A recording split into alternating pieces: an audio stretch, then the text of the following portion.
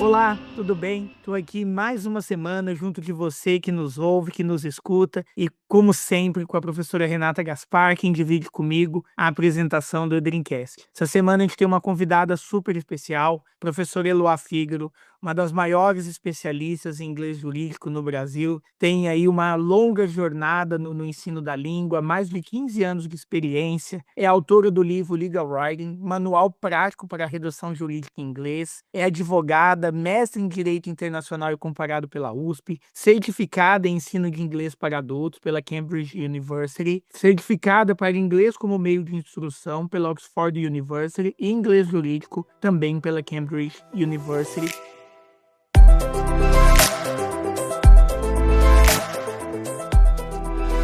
A gente tem hoje o propósito, e aqui a gente sempre fala muito de propósito em direito internacional e relações internacionais, de desvendar um pouco dos desafios da compreensão de um segundo idioma, e nesse caso, o inglês. Será que o inglês é mesmo essa língua franca? Será que a gente pode se permitir a um uso mais flexível da língua? E esse uso mais flexível da língua vai permitir que a gente comunique de maneira efetiva aquilo que precisa ser comunicado? E é interessante a gente ter a professora Eloá aqui com a gente, que além da formação no inglês enquanto um idioma, tem a formação jurídica, para a gente, junto desse debate, tentar desvendar um dos maiores desafios para quem trabalha com o direito internacional, com as relações internacionais, que é compreender a significação daquela frase, daquela sentença dentro de um contexto jurídico. Como as palavras carregam um valor dentro de um sistema. Ainda, a gente vem de um contexto onde o português, como nossa língua-mãe, não é uma língua oficial do Sistema das Nações Unidas. Embora seja uma língua amplamente falada, não integra as 6 línguas oficiais da ONU. Isso traz uma série de desafios. A gente trabalha com textos que muitas vezes não são oficialmente traduzidos. A evolução do direito internacional, a evolução das relações internacionais, também tem trazido novos termos, tem apresentado novos termos para a sociedade internacional que não necessariamente tem uma tradução, tem um paralelo exato no direito brasileiro e também aí nos direitos lusófonos. Então seja muito bem-vinda, professora Eloá, e muito obrigado por ter aceito nosso convite para estar aqui com a gente hoje. Eu que agradeço pelo convite, é uma honra poder estar aqui e responder a perguntas tão caras que também são tão importantes para mim e que eu gosto de trazer no dia a dia para os meus alunos e para os colegas, então é um prazer poder contribuir ao debate. Muito obrigada, professora. Muito obrigada, Paulo, por mais uma semana aqui nessa parceria maravilhosa, que é poder trazer pessoas que têm o que falar e aproximar de pessoas que estão com muita vontade de escutar. Porque é isso, né? O Edreamcast, ele vai chegar no ouvidinho de cada um, naquele seu momento, para ele mesmo ou para ela mesma. E através dos nossos convidados, a gente pode alcançar um pouco mais a consciência das pessoas, no sentido de aportar para a sua formação e para a sua forma de estar no mundo, e estar no mundo a partir do direito internacional e das relações internacionais, que é, obviamente, esse é o nosso lugar de existência, é o lugar da IDRIM na existência dessas pessoas, né? Então, como um pontapé inicial, digamos assim, eu gostaria, se você pudesse, com toda essa experiência que você tem e também com a formação jurídica, trouxesse para a gente como a importância do domínio do inglês jurídico para o estudante de direito e para todos aqueles que atuam no direito internacional e nas relações internacionais. Considerando o que o Paulo já disse logo na abertura, quando a gente se comunica, a comunicação, seja no nosso idioma ou em outro idioma, é um processo de interpretação sempre, né? Interpretação da realidade para traduzir em palavras. Agora, já é um esforço adicional no segundo ou no terceiro idioma. Então, como isso é importante para aquele ou aquela que quer estar nesse lugar, são as relações internacionais e o direito internacional. Perfeito. Bom, eu acho que quando a gente pensa em carreira, talvez quando eu comecei a minha carreira ou quando eu pego a geração dos meus pais, por exemplo, a gente pensava no inglês como um diferencial de carreira, né, enfim, gerações passadas. Hoje, acho que para a grande maioria das carreiras, o inglês em nenhum momento mais é visto como diferencial, é visto como um requisito básico. E a gente vê, às vezes, em muitas vagas de emprego, processos de recrutamento, o inglês é um critério básico e o inglês jurídico vai ser um diferencial. Então, eu acho que quando a gente faz essa distinção entre o inglês fluente e o inglês jurídico, ainda existe ali um resquício do inglês jurídico como um diferencial, mas se a gente transporta isso para um jus internacionalista, então para um profissional que quer atuar num cenário internacional, seja em relações internacionais, seja com direito internacional, não vai mais ser nenhum tipo de diferencial, vai ser um requisito básico. E vai ser um requisito básico com duas vertentes. Primeiro, porque esse profissional ele precisa ter segurança para se comunicar, para trabalhar. Então, não é só uma questão do idioma, mas é questão de ser um profissional seguro. O profissional que se comunica bem em qualquer língua, ele entra numa reunião com tranquilidade, ele conduz uma reunião com tranquilidade, ele vai aceitar outros desafios com tranquilidade e segurança, e ele vai poder dar passos importantes no contexto técnico do trabalho, sem que o idioma seja uma questão. Então, o profissional que domina, de fato, a língua, e aqui na sua pergunta você falou domínio, é de fato dominar, é se sentir no domínio daquela situação, em que a língua não seja um ponto de atenção, é a pessoa que vai ver aquilo de forma natural para poder conduzir o seu trabalho, tanto com segurança, e aí a partir disso todas as habilidades, que muito se fala de soft skills, que vão decorrer disso. Então a pessoa vai conduzir bem uma reunião, ela vai fazer uma boa apresentação, ela vai negociar, ela vai sentar à mesa com tranquilidade. Então tudo isso sem atrito. Então, acho que perpassa a segurança e a acurácia técnica. Então, a partir disso também, a pessoa estando ali segura, ela sabe exatamente o que ela está falando, ela sabe exatamente o que ela está ouvindo, ela não sai de uma reunião, ela não sai de uma mesa de negociação refletindo se algo foi perdido ou se algo faltou. Eu acho que essa tranquilidade é a maior relevância que pode ser dada a um profissional. E sem dúvida, quando esse profissional tá tranquilo, ele consegue se preocupar com o conteúdo, né? Ele deixa de ter aí o idioma também como um desafio. E como eu pontuava, talvez um dos maiores desafios que eu já enfrentei muitas vezes e quem está nos ouvindo também pode ter enfrentado, é o exercício ali com textos jurídicos de tentar fazer uma tradução palavra por palavra, tentar buscar o que é apelação em inglês e aí o que é recurso, o que é agravo de instrumento, sem tentar compreender um pouco desse conceito. Eloá, tem um risco essa abordagem, é importante quando a gente aprende um novo idioma, quando a gente está falando do inglês, a gente está lendo um texto que fala do direito inglês propriamente dito, e não do direito estadunidense, aqui para que direito americano nosso também né? Isso é parte do propósito aqui de Dream, mas quando a gente está falando de direito estadunidense, do direito em inglês, é importante também entender um pouco desses temas para compreender um pouco melhor desse significado. Em outras palavras, o dicionário ele é suficiente para quem está lidando com textos de direito e de relações internacionais? Eu acho que ele não é suficiente, mas a gente não pode esquecer da importância dele enquanto dicionário. E aqui eu vou começar fazendo uma distinção entre o que é um dicionário e o que é um tradutor. Porque um bom dicionário, a moda antiga, um livro, um dicionário pesquisado, justificado, ele vai trazer subsídios que vão além da tradução. Então, se a gente pensar só num dicionário ali de palavras que vão traduzir um termo do inglês para o termo do português e vice-versa, ele vai ser muito facilmente substituído por todo tipo de tecnologia que a gente tem hoje em termos de plataforma de tradução. Mas os bons dicionários editoriais produzidos por acadêmicos que pesquisaram o conteúdo daquelas palavras e estão sugerindo ali aquelas traduções ou aquelas aproximações, eles são muito importantes e eu vejo que grande parte dos problemas que a gente vê acontecendo hoje são porque as pessoas estão esquecendo deles, elas estão esquecendo dessas fontes mais tradicionais e da quantidade de conteúdo importante que ela pode trazer para a gente em termos de dar subsídio. Então eu veria esses dicionários como um subsídio acadêmico, um conteúdo acadêmico, para que a gente possa ter razão nas nossas traduções e saber até onde a gente pode ir com as traduções. Então, vai haver casos em que as palavras têm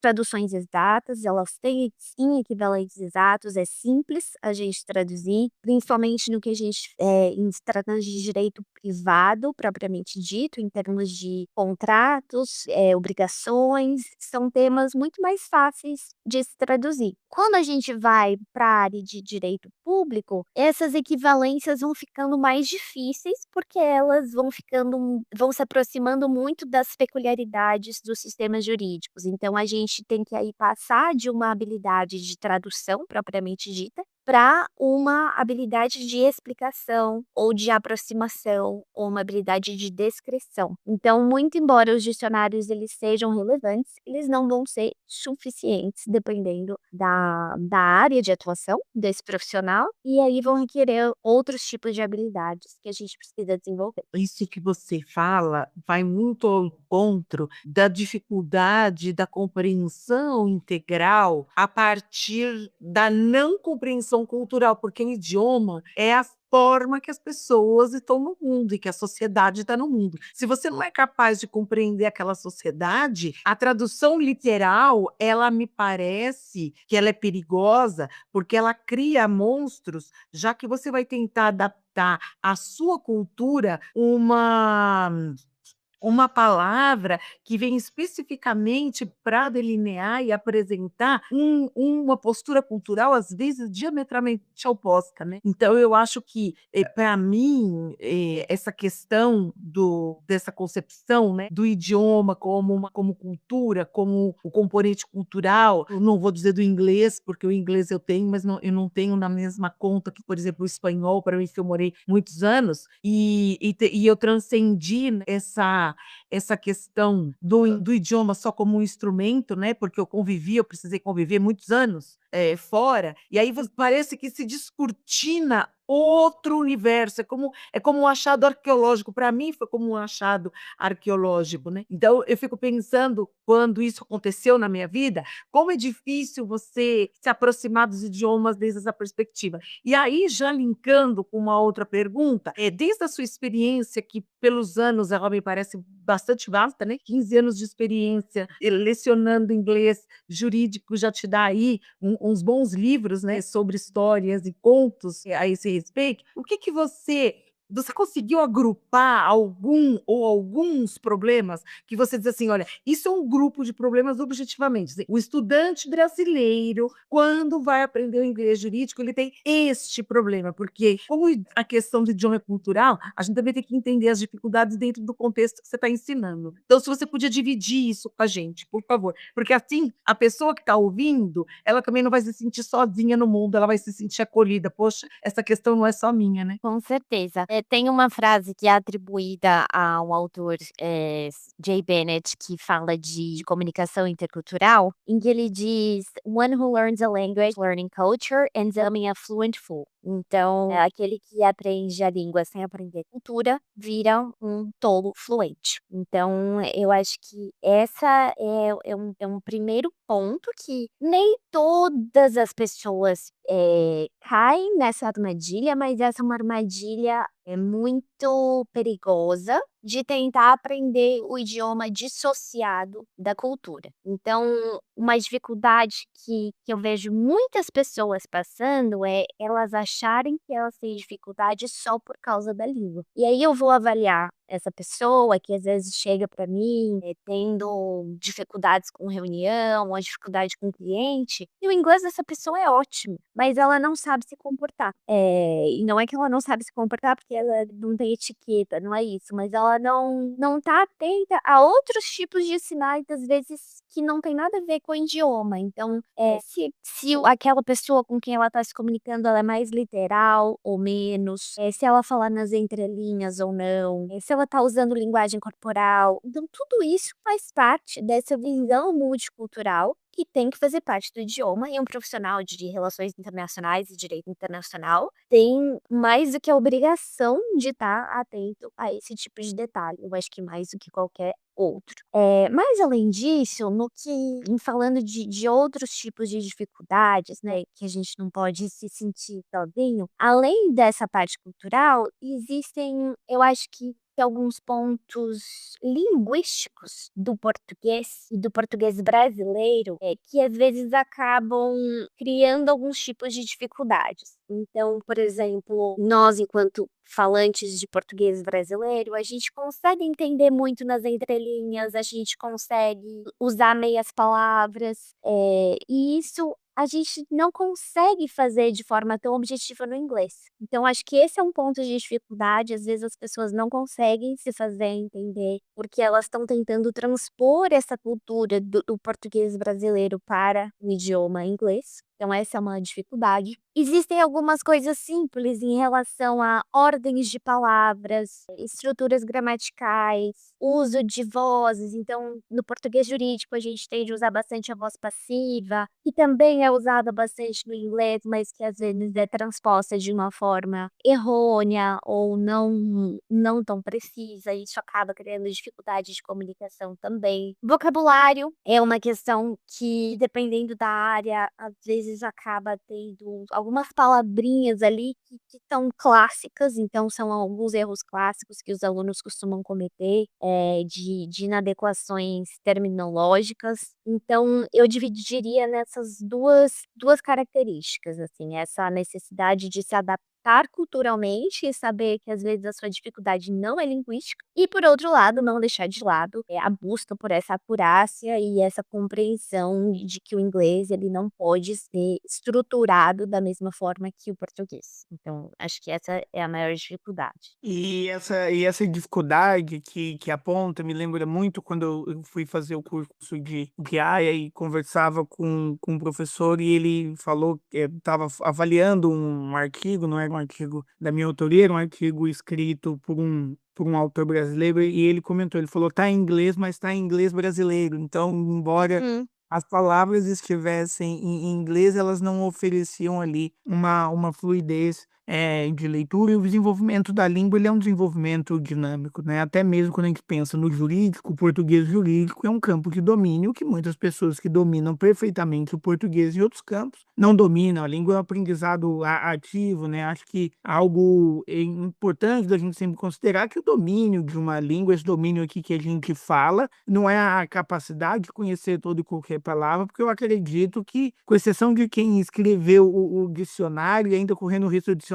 se desatualizar muito rápido, ninguém conhece ali o conjunto de palavras de um idioma. Você conseguir conhecê-lo o suficiente para apontar suas dúvidas, apontar aquilo que não conhece, ser capaz de descrever, né? Isso fica muito claro, Eloá, no seu diálogo aqui com a gente, que esse ensino e essa compreensão do inglês jurídico, eles vão além da gramática, do vocabulário comum. E a gente falou aí do conhecimento da cultura como uma técnica, mas tem algum outro método que você recomenda para desenvolver a habilidade de leitura e interpretação de textos jurídicos e relacionados a relações internacionais em inglês, uma aproximação que eu percebo também ali no convívio aí com o ambiente internacionalizado, é que muitas vezes algumas entrelinhas, algumas ironias, elas são mais difíceis de ser percebidas ali num texto, e quando a gente pensa em os principais veículos de comunicação sobre direito e relações internacionais, The Economist mesmo, ela é cheia de ironias e alguns aspectos que é difícil, talvez ironia não seja a palavra exata, mas de alguma margem de expressões que elas dependem de um sentido maior. Então, eu queria ouvir de você um pouco sobre isso. Quais são as técnicas, as habilidades aí que a gente deve trabalhar para impulsionar essa interpretação e aí também essa escrita para a gente conseguir comunicar nossa ciência, quem nos ouve conseguir comunicar aquilo que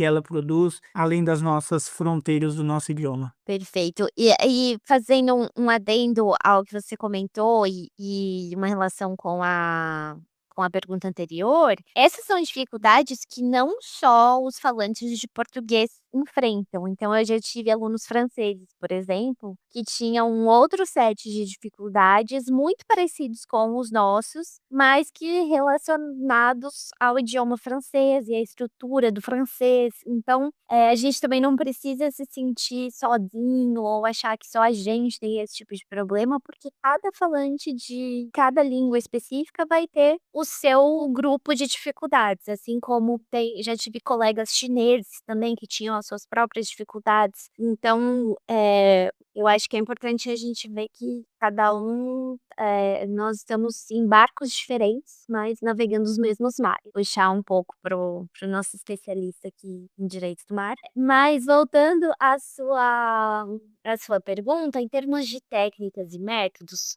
eu começaria, com um ponto de vista, em primeiro lugar. Então, um ponto de vista amplo, apto e aberto a buscar diferentes fontes. Então, você citou um excelente exemplo, que é a The Economist, que tem um estilo muito peculiar de escrita. De vocabulário. Eu mesma nunca eu pego um texto da Economist para ler e eu entendo 100% na primeira lida. Então, eu acho que já a partir desse ponto de vista, que você está vendo algo que está fora da sua zona de conforto, às vezes, que você vai precisar pegar um dicionário, que você vai precisar entender algo que não venha de forma óbvia, quase que essa humildade acadêmica é muito importante para a gente aprender. Porque se a gente começa a ver coisas já a partir do princípio que a gente sabe tudo, que a gente vai entender, a gente não se abre para aprender coisas novas. Então, a The Economist é um excelente exemplo. Tem uma outra newsletter que eu leio bastante, que eu gosto, que se chama Morning Brew. E se você não tem um senso de humor apurado, você não entende, porque eles estão fazendo, às vezes, piadas ali muito sutis, mas que requerem que você tenha um background cultural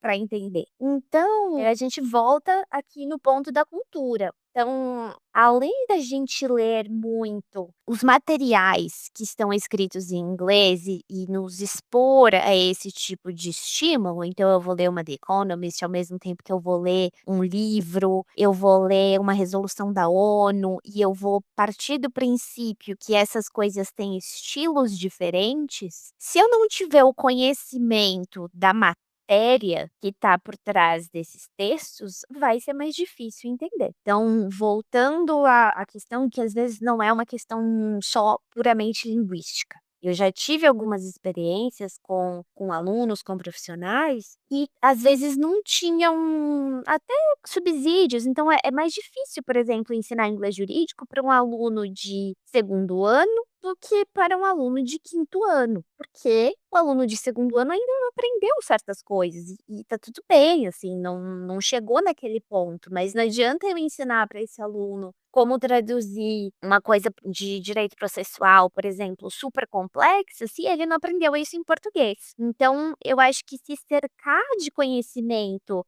técnico vai te ajudar no conhecimento linguístico. Então, buscar ter essa visão ampla de que você está ali aprendendo não só a língua, mas aprendendo matérias por meio da língua, usar a língua ali como um instrumento de aprendizado das matérias de direito. Então, você está aprendendo direito internacional por meio do inglês, você está aprendendo inglês por meio do direito internacional. Então, são coisas que andam juntas. E se abrir a diferentes estilos de publicações, de textos, de materiais. Não ficar, às vezes, só no jurídico. Então, né, lê um livro de ficção, lê um livro de fantasia. Tenta comparar o estilo de vocabulário, de palavras, de estruturas. São coisas que vão sempre agregando. Então, isso eu acho que tem que fazer parte da vida. Não é necessariamente uma técnica, não é necessariamente um método, mas é uma boa prática. E em termos de técnica mesmo, o método, especialmente em se tratando de leitura, existem dois tipos de leitura que a gente pode fazer para estudar. Então, você tem que, enquanto aluno, enquanto estudante, decidir para que é que você está estudando naquele momento. Então, quando eu pego um texto e eu quero praticar simplesmente a minha habilidade de leitura, eu não preciso me preocupar tanto com vocabulário. Eu quero me preocupar em entender a ideia por trás daquele texto, o estilo, a fluidez, a informação que está ali. Por outro lado, se eu quiser fazer um exercício de vocabulário, aí eu posso pegar com mais calma, parar, olhar as palavras, consultar as palavras no dicionário, fazer um glossário, buscar traduções. Então, são habilidades diferentes que se complementam. Uma não é melhor do que a outra, mas eu sempre recomendo aos meus alunos pensar nessas duas coisas numa atividade de leitura. Faça a sua escolha, aí eu quero desenvolver a leitura, eu vou desenvolver uma leitura mais fluida. Eu quero desenvolver vocabulário, eu vou levar mais tempo, talvez eu vá ler menos, eu vou ler menos páginas, menos palavras, mas eu vou prestar mais atenção ali em cada palavra individualmente, em vez do todo do texto. Então, acho que essas duas abordagens, combinadas com essa amplitude mental, são recomendações que eu sigo para mim e que eu recomendaria.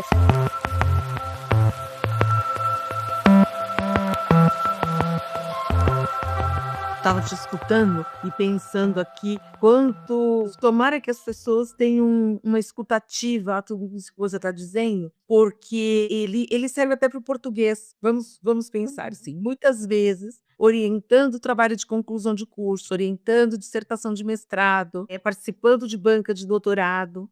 O que você observa às vezes, a pessoa sabe o português, claro que sabe, né? Entrou na faculdade, né? Ninguém coloca em xeque aí o conhecimento do português. Mas o que coloca a pessoa é repertório, e o repertório ele vem através de outros conhecimentos, né? Que é o conhecimento cultural, é o conhecimento literário. Então, muitas vezes eu falava, sobretudo para alunos de graduação, né? Eu dizia assim: olha, para você escrever, para você tirar aquela síndrome da folha em branco, né? Que todo mundo tem quando está fazendo, tem que fazer um TCC, ou um artigo, ou seja lá o que for, vai ler uma literatura, vai ler uma poesia, porque é esse repertório que te ajuda à compreensão da situação. Porque é isso, né? Se você pensar no idioma, o que vai te dar mais repertório é se você conhecer outras coisas para além. Aí eu volto aí à minha referência, porque eu vou me autorreferenciar aqui para não usar exemplo de ninguém, que quando eu achei que eu tivesse aprendido bem espanhol, eu fui aprender os clássicos, né? Eu fui ler os clássicos para aumentar o repertório na hora do comunicar,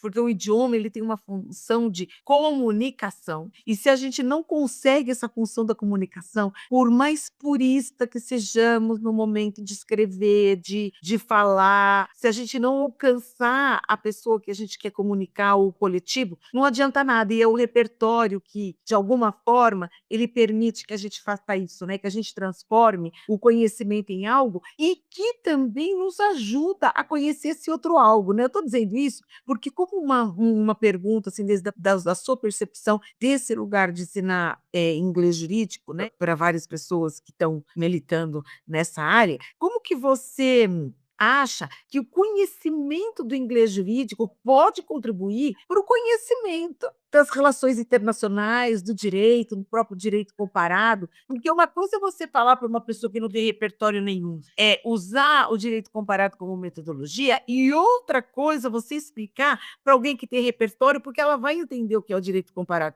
E o direito comparado é muito bom para explicar isso, porque eu falo para as pessoas, para os alunos assim: olha, quando você não tem sistematização e nem método para comparar, você não pode comparar coisas aleatórias, né? Eu me lembro que uma vez eu estava andando nas ruas de Salamanca, que foi um dos lugares da Espanha que eu morei em outro tempo, e alguém me perguntou assim, eu ficava absolutamente apaixonada por andar todos os dias no museu a céu aberto. Aí alguém disse assim para mim: mas você acha mais bonito o quê? Salamanca ou Rio de Janeiro? Porque o Rio de Janeiro tem uma beleza natural tão exuberante que faz a gente perder o fôlego, né? E eu perdi o fôlego andando nas ruas de Salamanca pela historicidade que exalaram as paredes da cidade. E quando eu compro o Rio de Janeiro, eu perco o fôlego com aquela exuberância toda que eu vejo, que parece que é inebriante, né? De tão exuberante que é a paisagem. E eu dizer assim, não dá para comparar. Não dá, porque metodologicamente não há ponto que permita uma comparação. Porque para eu comparar e para eu fazer direito comparado, eu preciso ter método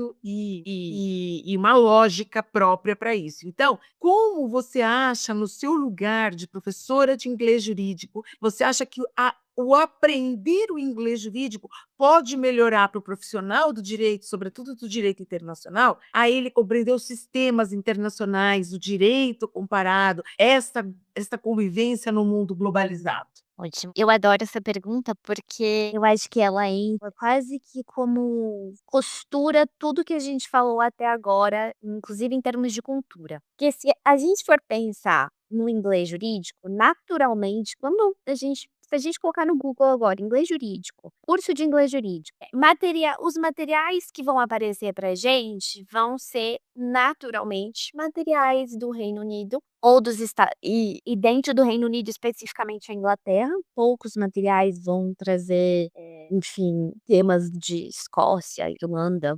geralmente eles estão concentrados ali na Inglaterra ou Estados Unidos. Então, muitos cursos de inglês jurídico, eles vão se concentrar, às vezes, em explicar o sistema jurídico estadunidense, ou eles vão explicar o sistema jurídico britânico. E aí a gente fica ali tentando fazer alguns paralelos para explicar o nosso próprio sistema jurídico brasileiro.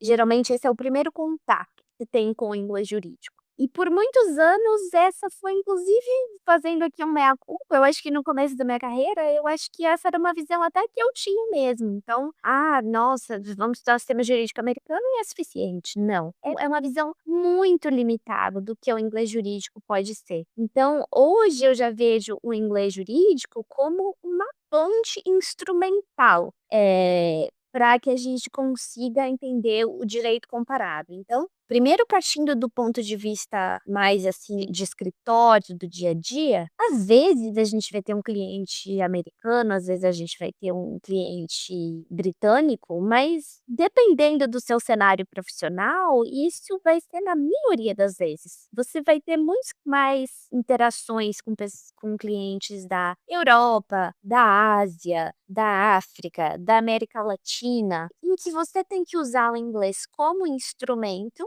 para explicar o nosso sistema jurídico para uma pessoa que está vindo de um outro sistema jurídico diferente do nosso. Então a gente cria ali uma ponte com termos, palavras e construções que a gente está pegando emprestado de sistemas da common law, tradicionalmente Estados Unidos e Inglaterra, às vezes para fazer a ponte entre dois sistemas de civil law. Então a gente tem que tomar muito cuidado para que isso não vire uma grande salada metodológica, sem nenhum critério. Então, o inglês jurídico, ele pode ser muito bom para a gente criar essas pontes, mas a gente precisa criar essas pontes com boas estruturas. Então, sabendo com consciência o que a gente está pegando emprestado e de onde. E aqui eu acho que é um ponto que é importante a gente começar a ver o inglês jurídico como língua franca,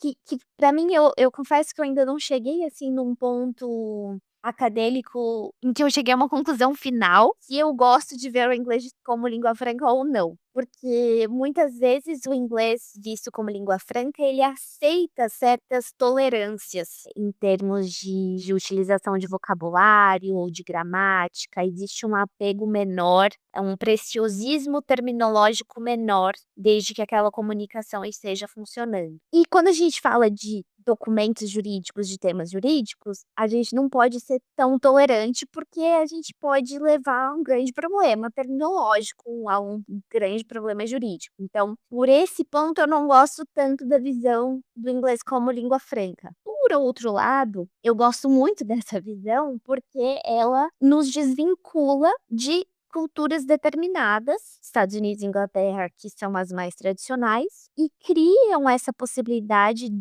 de utilizar o inglês como instrumento para que a gente possa fazer essas comparações e usar ele como de fato essa língua franca para a gente usar o direito comparado como método. Então, assim, são essas duas faces da mesma moeda, e a gente tem que ter muito cuidado na hora de usar para que haja um critério científico e uma comunicação assertiva na hora da gente usar esse instrumento. E isso me chama muito a atenção, Eloá, quando a gente pensa nessa assertividade, nessa capacidade de comunicar de maneira efetiva aquilo que tem que ser comunicado, né? A gente discutiu bastante aqui a interpretação, o conhecimento do inglês jurídico até agora como um instrumento para a gente acessar essa cultura que é produzida, esse texto jurídico que é produzido além da nossa língua. Mas o inglês jurídico também é uma forma da gente externalizar, né? Não internalizar, externalizar a produção do nosso conteúdo jurídico, a produção do nosso conteúdo sobre relações internacionais. Também é uma forma da gente se comunicar. E é importante aqui a gente estabelecer, para quem nos escuta, que deve estar até de algum modo curioso, que dentro do nosso propósito a gente defende tanto o latino-americanismo, a importância da compreensão, mas por que discutir o inglês dentro desse contexto, né? É importante a gente compreender que a defesa daquilo que é nosso, a defesa de uma perspectiva latino-americana do direito internacional, a perspectiva de um direito internacional que ele não é eurocentrado, ele também depende da comunicação dessas perspectivas. É importante que a gente comunique, que a gente seja ouvido. Enquanto algumas estruturas a gente tem que trabalhar para modificá-las, a gente não pode recusar a existência delas enquanto a gente trabalha para essa modificação. E hoje o inglês se demonstra aí como a principal língua para comunicação científica. Se eu quero hoje levar a importância de pensar o direito internacional na América Latina considerando o conhecimento tradicional, é muito mais fácil eu comunicar isso para quem recusa essa forma em inglês do que talvez em português. A gente tem que, não seria ceder a formas, a gente tem que usar as estratégias que nos são disponíveis. E quando a gente pensa nesse processo de escrita, para quem está começando a produzir, a escrever em inglês, e não vamos nem pensar logo numa tese, numa dissertação, mas um texto mais curto. O que a sua experiência nos traz? É adequado eu fazer em português e traduzir para o inglês? É interessante eu já me esforçar para começar isso dentro do inglês? E eu queria também tratar que talvez seja o ponto mais sensível, e quem ouviu o nosso episódio da semana passada, ouviu o professor Fabrício Polido falando sobre inteligência artificial, muita gente usa e confia no tradutor, no chat GPT, como se isso não fosse passível de erro. E aqui o que você trouxe para a gente dessa importância da cultura já mostra, né? O chat GPT ele não é um ser cultural, ele não faz parte dessas percepções de cultura. Mas qual é a medida que, para quem ainda está evoluindo na língua, eu posso utilizar esses instrumentos? Como eu consigo aproveitar desses instrumentos que estão disponíveis online para aquele que nos ouve, para aquela que nos ouve, para conseguir aprimorar essa escrita, mas sem confiar nesse instrumento? E algo que me preocupou muito recentemente, e eu ouvi aqui também dividindo uma experiência pessoal. Eu estou fazendo um período numa universidade no exterior e conversava com uma colega, também não, o inglês não é a língua mãe dela, e ela falou: nossa, tudo isso que a gente passa, quando a gente teve que apresentar certificado, tudo, daqui a uns anos não vai ter mais, né? Porque a gente vai ter um tradutor que vai traduzir em tempo real o que a gente fala. E eu acho que poucas vezes eu acreditei tão pouco em alguma coisa. Eu acho que eu tô mais propenso a acreditar que eu venho por cá de carro voando da próxima vez, um carro voador, do que a gente vai permitir isso, porque me parece muito distante uma inteligência artificial que seja capaz de trazer a emoção, a entonação, a expressão, porque o falar, principalmente a comunicação visual, a comunicação visual não, a comunicação presencial, ela é muito visual. Ela encarrega ali uma série de contextos. Então eu trouxe aqui uma pergunta que eu misturei bastante coisa, tanto da técnica da escrita, mas também queria ouvir de você como você pensa essa relação da inteligência artificial, desses softwares que a gente tem, desses programas, com o aprendizado. Eles são um mecanismo de aprendizado, ou eles estão deixando o aluno, a aluna do inglês jurídico menos ativo e mais passivo nesse processo de aprendizado, achando que o chat GPT vai resolver tudo? Perfeito. Então eu vou dar uma resposta bem de advogada aqui, depende, que depende, tudo depende. Então, respondendo a primeira parte da sua pergunta: é melhor a gente escrever direto em inglês ou escrever primeiro em português e depois traduzir?" Depende. Depende do quanto você já está confortável em começar a escrever em inglês e o quanto você não está. Eu acho que isso não pode ser um obstáculo, por exemplo, a pessoa tentar. Então, se ela ainda não está confortável o suficiente para começar escrevendo direto em inglês, por que não utilizar desses subsídios para começar? Então, começando escrevendo em português e tentando traduzir depois. Então, se a pessoa está um pouco mais avançada e ela vai conseguir colocar as ideias dela no papel já direto em inglês, costuma se soar um pouco mais natural. A gente consegue ser um pouco mais fiel ao que a gente está pensando quando a gente escreve direto em inglês. Pelo menos na minha experiência tem sido assim. Mas eu acho que não precisa ter uma regra absoluta. Então, acho que ter essa liberdade de fazer também o que vai nos deixar mais confortável é o que importa para que a gente não se limite pela língua, voltando à primeira pergunta que a gente falou de segurança, para que a gente tenha a segurança de colocar aí nossas ideias no mundo, escrever um texto, participar de um congresso, publicar um artigo. Então, trazer um pouco dessa segurança é importante. Eu acho que pode dar muitas oportunidades para os acadêmicos, para os estudantes, para os alunos colocarem as ideias deles no mundo, aí, independente de por onde eles comecem. Dito isso, existe um provérbio italiano que é bem curtinho, que é tradutore traditore, que é o tradutor traidor. Então, existe ali uma similaridade muito grande das duas palavras, porque a tradução ela pode ser muito boa, mas ela também pode ser muito capciosa. E aí, isso vale já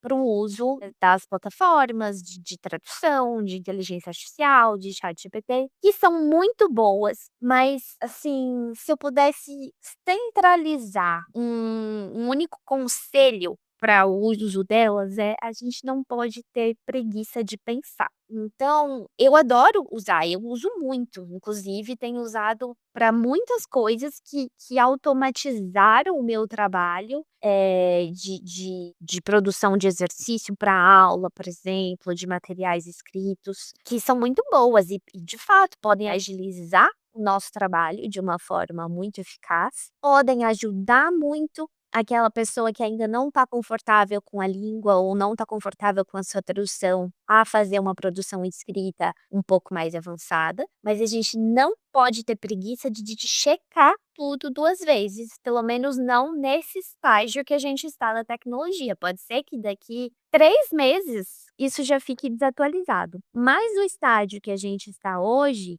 se você já fala inglês e você usou ali só para agilizar o seu trabalho de tradução, se você já tem um nível confortável, você tem a obrigação de checar, com o conhecimento que você já tem, se aquilo está de fato dando a impressão que você quer ou passando a mensagem que você quer com o nível de precisão que você pretende. Se, por outro lado, você é uma pessoa que ainda não opera a língua com tanta segurança e você está usando isso como um recurso de tradução, de construção do texto, a minha recomendação é buscar outras fontes, entre elas o dicionário, que a gente falou no começo da nossa conversa hoje, buscar livros, buscar artigos, buscar as fontes originárias. Então, se eu estou citando um certo conceito, um certo tema, buscar materiais que tenham sido originalmente escritos em inglês para comparar com o que aquilo produziu. Então, buscar outras fontes de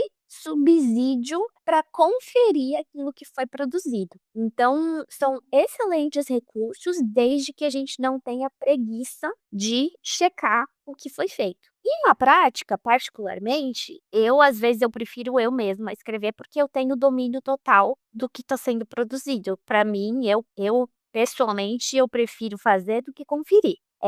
Então eu acho que vai muito de pessoa para pessoa, mas se eu puder dar uma regra é não ter preguiça tanto de fazer como de checar. pelo menos no estágio que a gente está hoje. Excelentes dicas, né, eu acho que essa inclusive é necessária, né, não dá para confiar a ciência cega na inteligência artificial, porque a gente sabe que ela fala qualquer coisa quando ela não sabe o que falar, né. Pouco reproduzindo algumas pessoas que também falam qualquer coisa quando não sabem o que falar, isso pode te colocar numa situação muito constrangedora.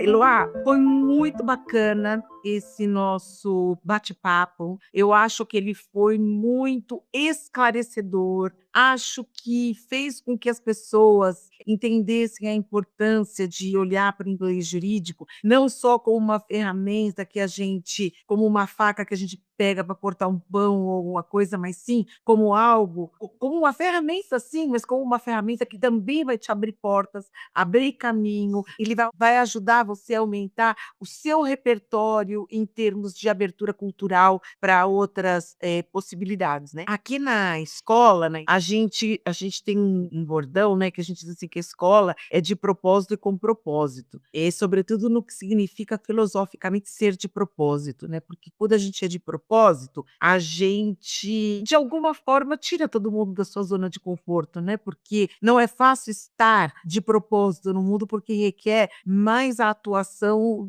você ser ativo do que você ser passivo. E desde essa perspectiva, para você, o que seria, para o estudante que vai aí buscar a ferramenta do inglês jurídico, por exemplo, com você, o que você diria como reflexão de como ele deve encarar esse processo de conhecimento, de propósito e com propósito, para não só para ele pegar aquilo como um objeto que ele pega quando usa e guarda, e sim com uma lente que pode amplificar toda a sua realidade, né. Eu sou suspeita, porque eu respiro inglês jurídico, eu sou apaixonada, assim, pra mim não foi eu sempre falo, pra mim isso não é uma coisa que eu faço nas minhas horas vagas, eu vivo isso, eu sou apaixonada pelo inglês jurídico, porque eu vejo o inglês jurídico como uma ciência e só, então eu vejo nele o meu propósito, então acho que eu vou ter aqui uma visão enviesada em tudo que eu falar, mas, eu gostaria de poder trazer um pouco disso para quem vai utilizar, vai entrar nesse mundo ou para quem já está, passar a ver o inglês jurídico com outros olhos. Então, também, né, nem todo mundo vai ser professor de inglês jurídico, mas não ver o inglês jurídico também como um bico ou como uma coisinha ali que você precisa saber no seu dia a dia, como uma habilidade lateral, mas como com um propósito ali de fato criar pontes, abrir portas, quase que como um óculos, né, é um óculos que você coloca que você pode olhar as coisas com mais clareza, com mais percepção. Então, se a gente está falando de organizações internacionais, a gente vê um uso de língua diferente que a gente vê em legislação nacional. Então, começar a ter essas diferentes percepções de estilo, de linguagem, para quem está estudando direito internacional, relações internacionais, são pessoas que a gente já é, de certa forma, enviesado, apaixonado por diplomacia, por multiculturalismo, por conexões. Então, eu veria o inglês jurídico como um óculos, não só como uma ponte, mas como um óculos que permite a gente ver isso e permite aprofundar isso. Então, assim, eu vejo o quanto de amigos eu fiz, porque eu me comuniquei bem, ou de textos legais, de textos bacanas que eu li, porque eu pude ter o privilégio de ter acesso àqueles textos e entender. Como você, relatou, poder andar ali por Salamanca e se deslumbrar com uma cidade bonita, é a gente também poder se deslumbrar com um texto bem escrito, ou com a possibilidade de produzir um texto bem escrito que vai chegar a tantas pessoas, porque a gente está fazendo ele bem, a gente está escrevendo bem, a gente está se comunicando bem. Então, eu acho que essa visão de propósito